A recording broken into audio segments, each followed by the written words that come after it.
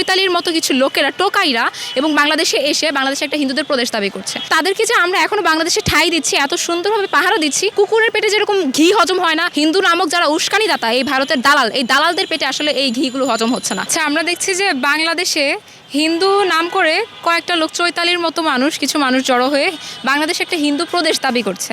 ভারতে মুসলমানদেরকে যেভাবে নির্যাতন করা হচ্ছে, আমরা সেই নির্যাতনের বিরুদ্ধে এই হিন্দুদের উপর কোনো কিছু করছি না, কোনো রকমের কোনো জোর জুলুম করছি না, কিচ্ছু করছি না, বরং হিন্দুদেরকে সমান অধিকার দিয়ে বাংলাদেশে বাঁচতে দেওয়া হচ্ছে। আমাদের মনে করছে এটা যেন আমরা ভুল করছি। হিন্দু নামধারী এবং সরাসরি কিন্তু হিন্দুরাও না, হিন্দু ভাই বোনরা চায় না, হিন্দু নামধারী উস্কে দেওয়ার জন্য কিছু লোক এবং কিছু এজেন্ডা বাস্তবায়নকারীরা, চৈতালির মতো কিছু লোকেরা, টোকাইরা এবং বাংলাদেশে এসে বাংলাদেশে একটা হিন্দুদের প্রদেশ দাবি করছে। তারা কিভাবে দাবি করছে? আমি বলি, তাদেরকে প্রদেশ অবশ্যই দেওয়া হবে। যদি ভারতে মুসলমানদের জন্য প্রদেশ দেওয়া হয়, বাংলাদেশেও হিন্দুদের জন্য প্রদেশ দেওয়া হবে। এবং তারা যদি এভাবে ভারতের এজেন্ডা বাস্তবায়নকারী এটা যদি আমরা বুঝতে পারি এবং আওয়ামী লীগের এজেন্ডা বাস্তবায়নকারী এটা বুঝতে পারি, তাদেরকে প্রদেশ তো দেওয়াই হবে না, বাংলাদেশে থাকার ঠাঁইটুকুও দেওয়া হবে না, এটা তাদেরকে বলছি। এবং বাংলাদেশের প্রশাসন, বাংলাদেশের সরকার যদি এরকম চৈতালির মতো যারা ভারতের এজেন্ডা বাস্তবায়ন করছে এবং বাংলাদেশের হিন্দুদেরকে উস্কে দিচ্ছে, এদের বিরুদ্ধে কোনো আইনানুগ প্রক্রিয়া অবলম্বন না করে, কোনো স্টেপ যদি না নেওয়া হয়, পদক্ষেপ না নেওয়া হয়, আমরা কিন্তু এরকম চৈতালিদেরকে বাংলাদেশ থেকে বের করে দিব। এবং যারা বাংলাদেশে একটা অরাজকতা সৃষ্টি করার চেষ্টা করছে, তাদেরকে কিন্তু বাংলাদেশে আর ঠাঁইও দেওয়া হবে না। যখন হিন্দুদের কোনো পূজা পার্বণ হয়েছে, তখন কিন্তু আমরা বাংলাদেশিরা সেই হিন্দুদের মন্দিরকে আশ্রয় দিয়েছি, মন্দিরকে পাহারা দিয়েছি সারা রাজ্যকে। অথচ ভারতে যদি কোনো রকমের মুসলমানদের কোনো অনুষ্ঠান করা হয়, এবং এবার কুরবানি ঈদেও কিন্তু আমরা দেখেছি, এমনকি ভারতে নামাজ নিয়েও ষড়যন্ত্র করা হচ্ছে, নামাজও পড়তে দেওয়া হচ্ছে না, মুসলমানদের কোনো ইবাদতও করতে দেওয়া হচ্ছে না, তারা আমাদের মসজিদ ভেঙে দিচ্ছে।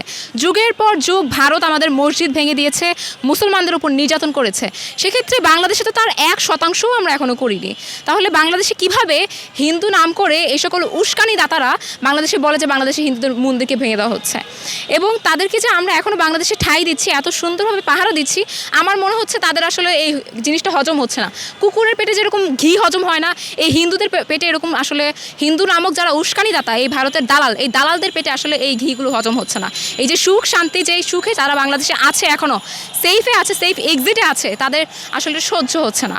আমি মনে করি যে বাংলাদেশ সরকারের অবশ্যই হিন্দুদেরকে উস্কে দেওয়ার জন্য যারা এরকম মিথ্যা প্রপাগান্ডা ছড়াচ্ছে, যারা এরকম ইসলাম বিদ্বেষী একটা মনোভাব তৈরি করছে, তাদের বিরুদ্ধে অবশ্যই আইনানুগ প্রক্রিয়া অবলম্বন করতে হবে, অবশ্যই সেরকম পদক্ষেপ নিতে হবে। এবং ভারতে যেভাবে মুসলিমদেরকে নির্যাতনের শিকার করা হচ্ছে, সেই বিষয় নিয়ে তারা এখন কেন বলছে না?